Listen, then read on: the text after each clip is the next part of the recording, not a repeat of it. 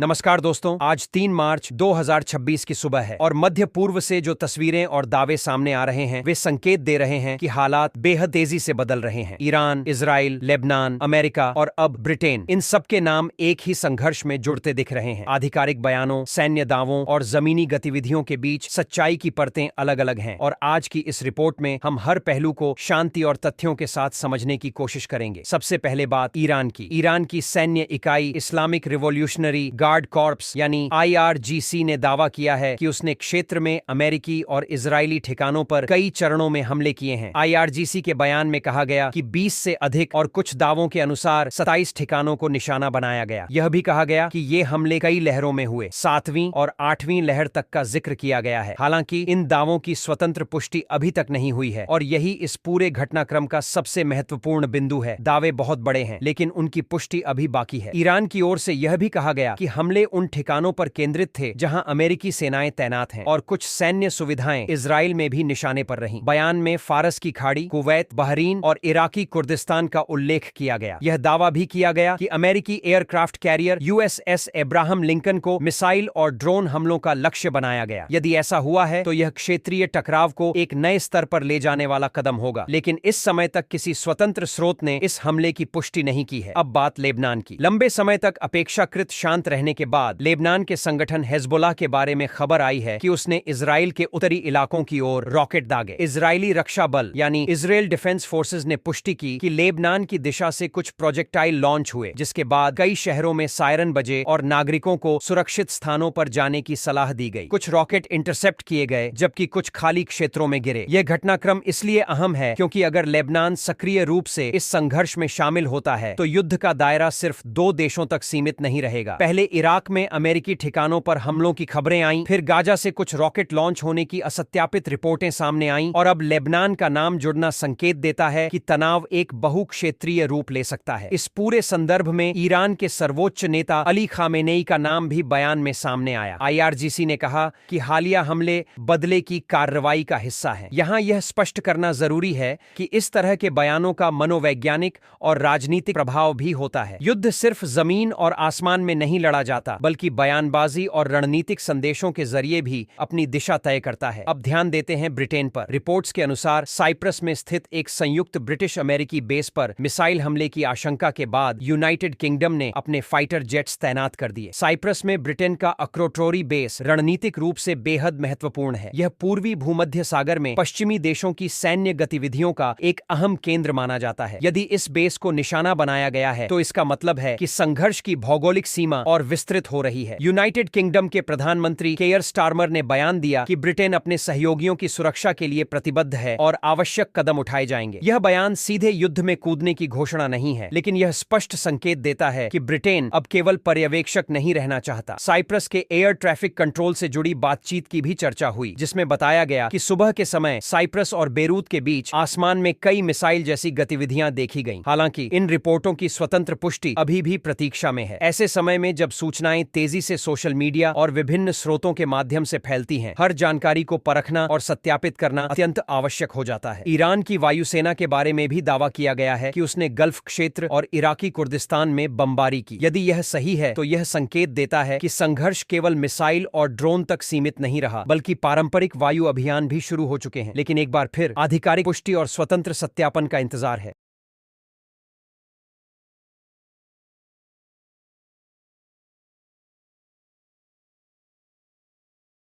इस पूरे परिदृश्य में सबसे बड़ा सवाल यह है कि क्या यह घटनाएं एक पूर्ण क्षेत्रीय युद्ध की ओर बढ़ रही हैं या फिर यह सीमित और नियंत्रित सैन्य संदेशों का आदान प्रदान है। इतिहास बताता है कि कई बार बड़े दावे और तीखे बयान वास्तविक युद्ध से पहले दबाव की रणनीति का हिस्सा होते हैं, लेकिन कभी कभी छोटी चिंगारी भी बड़े संघर्ष में बदल जाती है। इजराइल, ईरान, लेबनान, अमेरिका और ब्रिटेन, इन सभी के हित, सुरक्षा चिंताएं और रणनीतिक लक्ष्य अलग अलग हैं। फारस की खाड़ी से लेकर भूमध्य सागर तक का क्षेत्र वैश्विक ऊर्जा आपूर्ति और सामरिक संतुलन के लिहाज से बेहद महत्वपूर्ण है। ऐसे में किसी भी सैन्य कार्रवाई का असर सिर्फ क्षेत्र तक सीमित नहीं रहता, बल्कि वैश्विक अर्थव्यवस्था और कूटनीति पर भी पड़ता है। यह भी ध्यान देने वाली बात है कि अभी तक अधिकांश जानकारी संबंधित पक्षों के बयानों पर आधारित है। स्वतंत्र अंतर्राष्ट्रीय एजेंसियों की पुष्टि, उपग्रह चित्रों का विश्लेषण और विश्वसनीय मीडिया रिपोर्टें आने में समय लग सकता है, इसलिए जल्दबाजी में निष्कर्ष निकालना सही नहीं होगा। फिलहाल स्थिति तनावपूर्ण है, लेकिन अंतिम तस्वीर अभी साफ नहीं है। आने वाले कुछ घंटे और दिन तय करेंगे कि यह संघर्ष सीमित दायरे में रहेगा या व्यापक रूप ले लेगा। हम लगातार हर विश्वसनीय स्रोत पर नजर रखे हुए हैं और जैसे ही पुष्टि की गई जानकारी सामने आएगी आपको विस्तार से बताएंगे। दोस्तों, इस तरह के समय में सबसे जरूरी है संयम, तथ्य और समझदारी। भावनाओं और अपुष्ट सूचनाओं से दूर रहकर ही हम सच्चाई के करीब पहुंच सकते हैं। आप जुड़े रहिए, हम हर अपडेट को गहराई से विश्लेषण के साथ आपके सामने रखते रहेंगे, ताकि आप सिर्फ खबर नहीं बल्कि उसके पीछे की पूरी तस्वीर समझ सकें। अब इस पूरे घटनाक्रम को थोड़ा और गहराई से समझते हैं। जब किसी क्षेत्र में एक साथ कई मोर्चों पर गतिविधियां तेज होती हैं, तो इसका मतलब सिर्फ सैन्य कार्रवाई नहीं होता, बल्कि यह कूटनीतिक संदेश भी होता है। ईरान द्वारा किए गए दावों में जिस तरह अलग अलग देशों कुवैत, बहरीन, इराकी कुर्दिस्तान और फारस की खाड़ी का नाम लिया गया, वह यह दिखाता है कि यह संघर्ष केवल दो देशों के बीच नहीं रह गया है। यह एक ऐसे सुरक्षा ढांचे को चुनौती देने की कोशिश हो सकती है जिसमें अमेरिका और उसके सहयोगी लंबे समय से सक्रिय हैं। अमेरिका की क्षेत्र में मौजूदगी कोई नई बात नहीं है। फारस की खाड़ी में अमेरिकी नौसैनिक बेड़े की तैनाती दशकों से रही है। एयरक्राफ्ट कैरियर जैसे युद्धपोत केवल सैन्य ताकत का प्रतीक नहीं होते, बल्कि वे रणनीतिक दबाव का साधन भी होते हैं। जब किसी देश द्वारा ऐसे युद्धपोत को निशाना बनाने का दावा किया जाता है, तो उसका असर केवल सैन्य नहीं बल्कि मनोवैज्ञानिक भी होता है। इससे वैश्विक बाजारों, तेल की कीमतों और निवेशकों के विश्वास पर भी असर पड़ सकता है। अब सवाल उठता है कि अगर IRGC के दावे सही हैं, तो क्या अमेरिका या उसके सहयोगियों की ओर से तुरंत जवाबी कार्रवाई होगी? अभी तक अमेरिकी रक्षा विभाग की ओर से आधिकारिक पुष्टि सामने नहीं आई है, लेकिन पिछले अनुभव बताते हैं कि ऐसे मामलों में प्रतिक्रिया सावधानी पूर्वक और रणनीतिक रूप से दी जाती है। कई बार सीधी जवाबी कार्रवाई के बजाय निगरानी, प्रतिबंध या सीमित ऑपरेशन के जरिए संदेश दिया जाता है। लेबनान के संदर्भ में स्थिति और जटिल है। हिजबुल्लाह का इजराइल के साथ संघर्ष कोई नई बात नहीं है। 2006 का युद्ध इसका बड़ा उदाहरण है, जब सीमित झड़पें व्यापक संघर्ष में बदल गई थीं। इस बार अंतर यह है कि क्षेत्र पहले से ही कई स्तरों पर तनाव में है। अगर लेबनान की सीमा पर झड़पें बढ़ती हैं, तो इजराइल को 2 या 3 मोर्चों पर सतर्क रहना पड़ेगा। उत्तर में लेबनान, दक्षिण में गाजा और दूर कहीं ईरान से आने वाली संभावित मिसाइलें। इजराइल की रक्षा प्रणाली, विशेषकर उसकी मिसाइल डिफेंस टेक्नोलॉजी, पहले भी कई बार रॉकेट हमलों को रोकने में सफल रही है। लेकिन किसी भी रक्षा प्रणाली की अपनी सीमाएं होती हैं। लगातार और बहुदिशात्मक हमले किसी भी देश के लिए चुनौतीपूर्ण होते हैं। यही वजह है कि क्षेत्रीय विशेषज्ञ कह रहे हैं कि आने वाले दिन निर्णायक हो सकते हैं। ब्रिटेन की भूमिका भी कम महत्वपूर्ण नहीं है। साइप्रस में स्थित अक्रोटोरी बेस ब्रिटेन की मध्य पूर्व में सैन्य उपस्थिति का प्रमुख केंद्र है। अगर वहां हमले की पुष्टि होती है, तो ब्रिटेन केवल समर्थन की भूमिका में नहीं रहेगा, बल्कि सक्रिय सुरक्षा कदम उठाएगा। यूनाइटेड किंगडम के प्रधानमंत्री केयर स्टारमर का बयान यह संकेत देता है कि ब्रिटेन अपने सहयोगियों के साथ खड़ा है। हालांकि किसी भी देश के लिए सीधे युद्ध में उतरना एक बड़ा राजनीतिक और आर्थिक निर्णय होता है।